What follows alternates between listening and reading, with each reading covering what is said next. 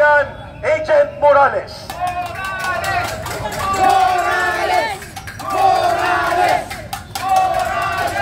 Magandang gabi mga kapatid. Sa mga nagdaang araw, kaya patuloy tayong nalalalisin at naloloko sa pamamagitan ng mga mali-maling naratibo.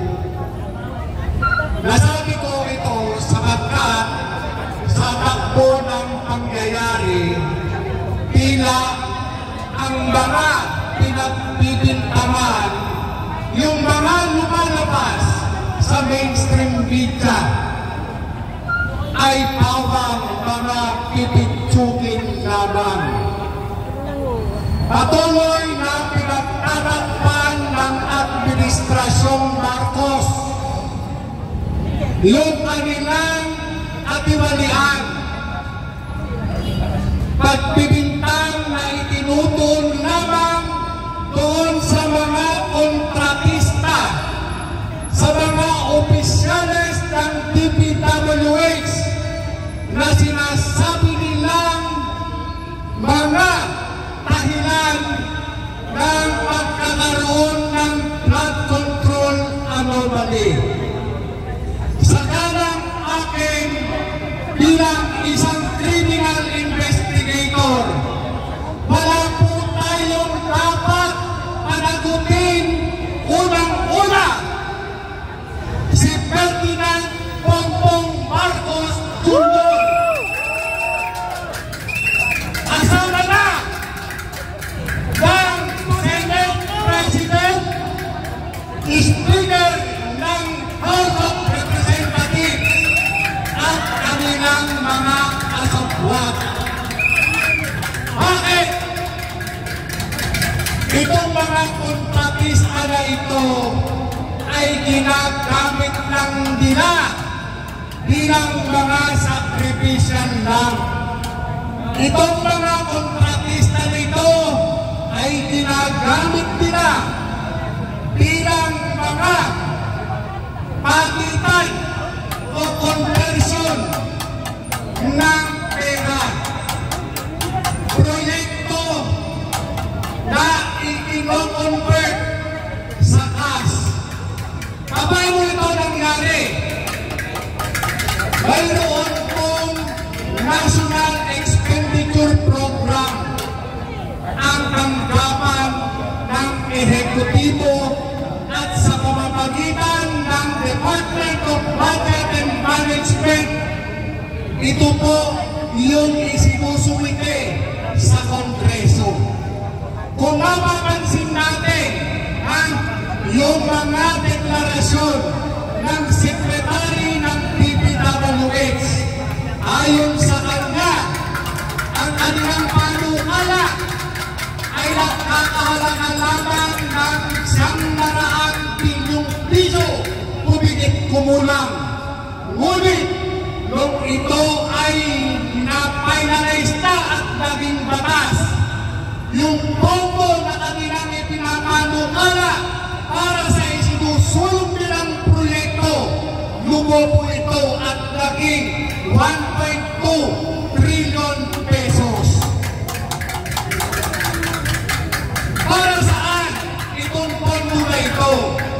Saan ito gagamitin? Ito po ang isa sa mga katanungan na dapat nating malaman ang kasagutan.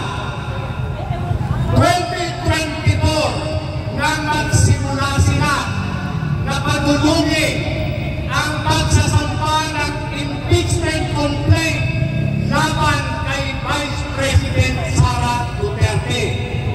Pero noong mga panahon na yon, wala silang sapat na pondo upang tustusan ang kanilang plano upang ma-impeach si Vice President Sara Duterte.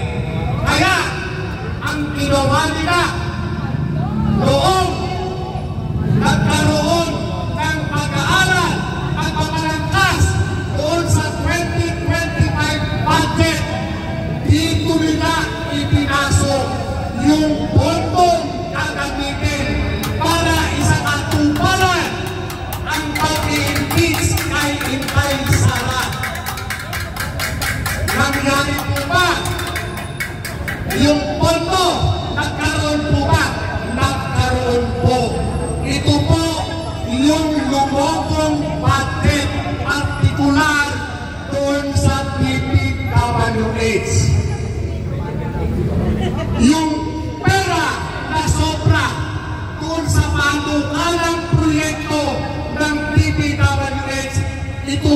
ang pinamahagi doon sa mga miyembro ng Kongreso na lumagda at pumayag upang ma-impeach si Sara Duterte. Alam ng Malacanang na itong mga miyembro ng Kongreso ay nangamukhang pera. Alam ng Malacanang na pera lamang ang pinapanginoon ng mga miyembro ng Kongreso na lumagda sa impeachment ni Sara Duterte.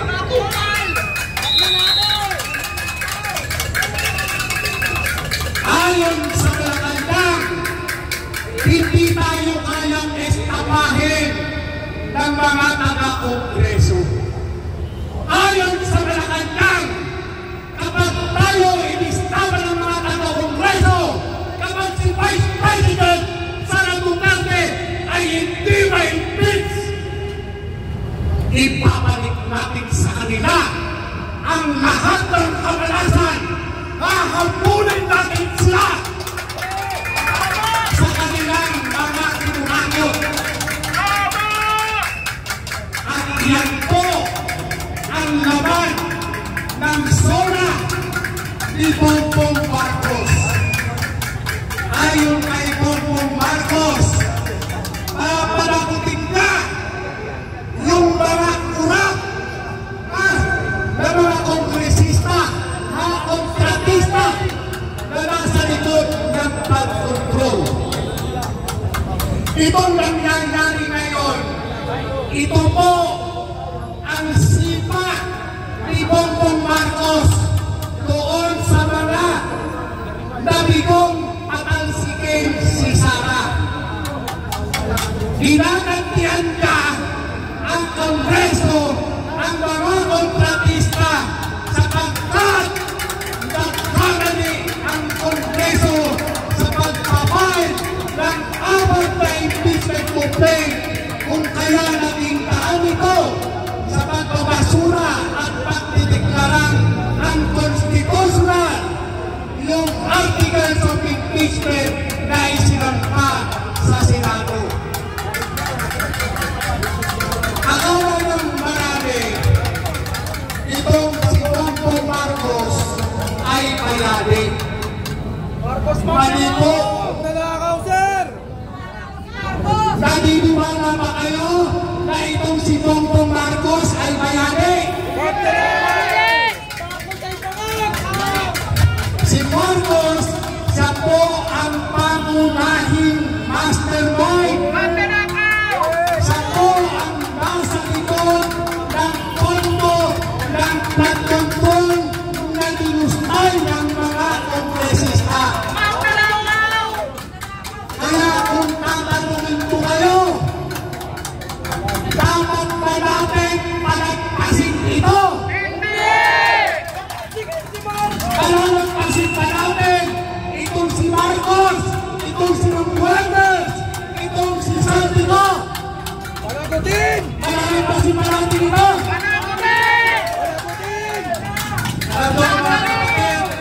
At sabantalin ko na yung pagkakataon hanggang mayroon pa tayong oras.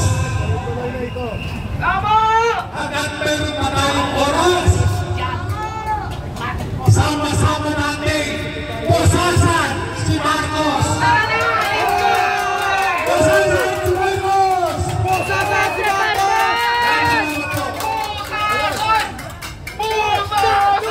Habang nakapagpapit si Eric, pinapasalamatan natin ang mga political bloggers, commentators, nandyan, at tumatagundong ang boses ng mga mamamayan.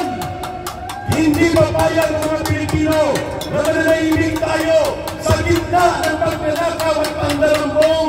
Ang sagot ng taong bayan, ang tao, ang bayan, mayroon, madapat. Ang tao,